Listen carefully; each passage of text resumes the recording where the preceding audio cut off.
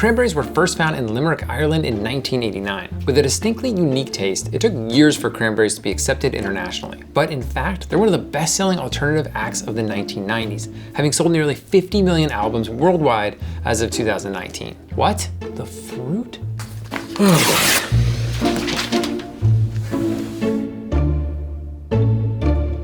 Long before cranberries came to be associated with a big holiday meal towards the end of November, they were an important food for a number of native tribes stretching all the way from Massachusetts to Oregon. The wild cranberries were used for dye, medicine, and of course food, as they still are today. Cranberries and other native sour berries play a prominent role in pemmican, a 5,000-year-old formula for basically an energy bar that's at its core contains dried meat, fat, and berries, like cranberries. There's of course major variation in pemmican recipes based on what meats and berries are local to specific tribes. Cranberries' low pH, along with the meat's low moisture content and that fat, helps pemmican last a long time without spoilage. Today, the Wampanoag tribe of Akina on Martha's Vineyard hosts an annual Cranberry Day celebration to honor the berry's importance. Cranberries are a unique little berry, particularly when it comes to their favorite place to grow. Now, most growing things tend to prefer nutrient and oxygen-rich soil that's not too wet. There, they flourish. Cranberries, not so much. They are the oddball friend who for some reason likes when their feet are wet on a hike. You know that one? Yeah, I don't either. Well, cranberry is that friend. They grow best in bogs, where the soil is acidic, nutrient poor, and waterlogged. They are also unique in terms of how they're harvested. Cranberries are picked by hand, but that's only for the small amount that are sold as fresh or frozen fruit. The vast majority end up as sauce, dried cranberries, cranberry juice, you get the picture. And those berries are harvested by flooding. Now, when it comes to cranberries in the kitchen, we gotta talk about the P word. I'm talking about pectin. Cranberries are relatively high in it, and it's sort of their superpower. It allows them to make thick or jellied sauces and a lot more, which we'll see a bit later on. Pectin is great, but it's also pretty confusing. Some fruits have lots of it, while others are deficient, and the amount of pectin in a particular fruit changes based on its ripeness. You can buy pectin at the store, but even that isn't straightforward. High methoxyl, low methoxyl? What is happening? Sorry, I'll keep it together now, I promise. In some ways, it makes sense that pectin isn't straightforward. After all, pectins are some of the most complex biological molecules that exist. But here's how it works. Pectin comprises the walls of plant cells as well as the layer between the cells that holds them together. It's like that one friend in your group that keeps everyone connected, but like only if that friend is pretty high maintenance. I'll explain. When pectins dissolve in water, when you say cook some cranberries in water on the stovetop, their charged areas are drawn to each other. So they form a gel that holds water, but only when the conditions are just right. Low pH increases their ability to bond, and sugar facilitates gelling by sequestering water. As for pH, pectin's ideal range is 2.8 to 3.5, so pretty low, considering that lemon juice sits between 2 and 3 on that scale. According to Harold McGee in his absolutely indispensable book On Food and Cooking, pectin gels best when the sugar concentration falls between 60 and 65%. So, if you're making jam with a high pectin fruit or added pectin, and you nail the above numbers, chances are good that you'll have a lovely set gelled texture. To see what happens when you mess with the sugar amounts, I ran a little experiment. Check it out. I made a bare bones jelly recipe and tested a range of sugar percentages from 34 up to 79. 65% was the only sample that gelled perfectly. At 52%, it was a very watery gel. And at 79%, it was just a pool of sugary liquid. Now, there is a way to skirt using so much sugar, and that way is calcium. Low sugar, aka low methoxyl pectins at the store, contain a source of calcium. When I ran that same experiment using low sugar pectin, I got gels starting at 42% and going all the way up to 79%. Like my mom always says, a little calcium covers a multitude of sins. Cranberry history? Check. Cranberries from the bog? Check. Pectin science? Check. I think we've got everything we need. Let's go to the kitchen.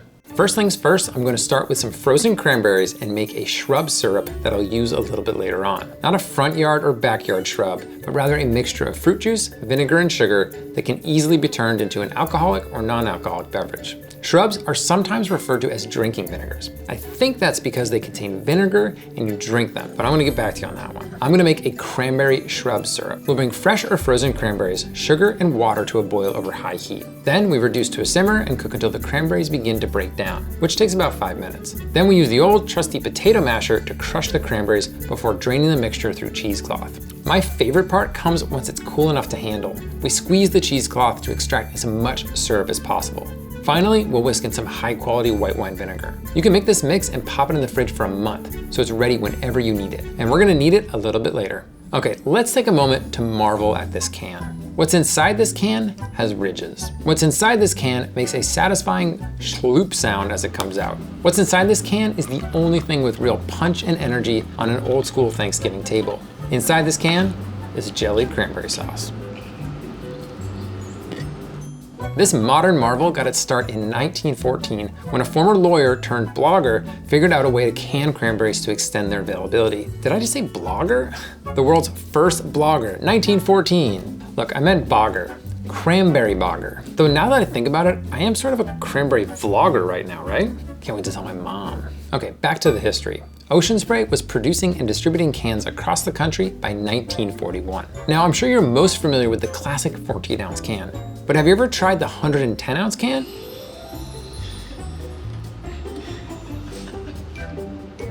Oh my God. Yeah, me neither. This is all, of course, fascinating. But you know what the most interesting thing about cranberry sauce is? Do you know the rock band The Beatles? Yeah, you do. All right, so at the very end of Strawberry Fields Forever, where it gets like kind of weird, John Lennon is actually singing the words cranberry sauce, but more like cranberry sauce. It's a pretty good Lennon impression if you ask me.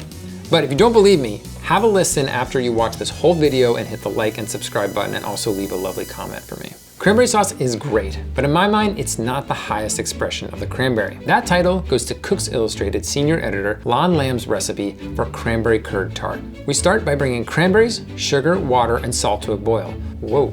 That was deja vu. And then simmer it gently until all the cranberries have burst and started to shrivel, which takes about 10 minutes. Now these cranberries provide so much pectin that they barely need anything else to thicken the curd further. We transfer our hot cranberry mixture to the food processor and drizzle in a mixture of 3 egg yolks and just 2 teaspoons of cornstarch. After a 45-minute rest to let the mixture come down to 125 degrees, we'll process in some softened butter to add luxurious richness. Now we just strain it and just look at that gorgeous color. Now before this goes into the crust, I'm going to steal 2 tablespoons for our whipped cream. Then we'll pour it into our dead simple pat in the pan almond flour, gluten-free crust, making sure it's nice and level. And we'll let it sit for at least 4 hours to set up and cool.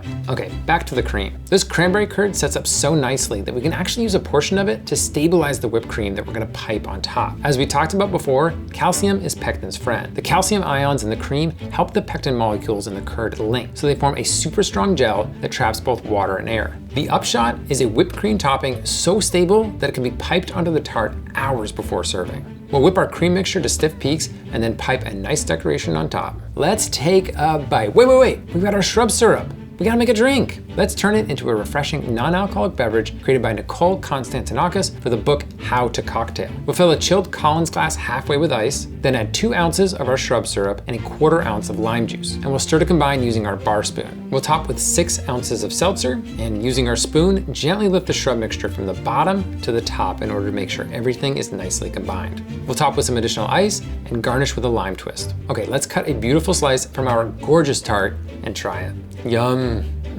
It's so good. It's lush, it's perfectly tart, and it's packed with cranberry flavor. I'm not gonna say this will replace the can of cranberry on your holiday table, but I'm also not saying that. You know what I mean? I think I'll wash this down with a little cranberry lime shrub.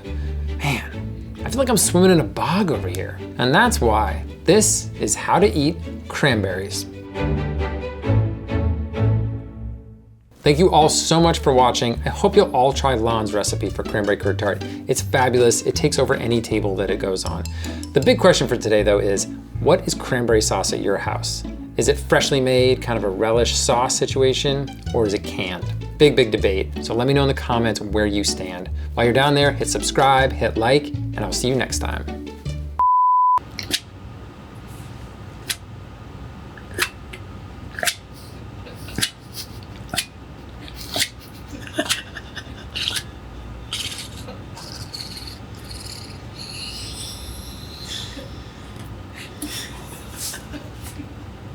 Oh my God.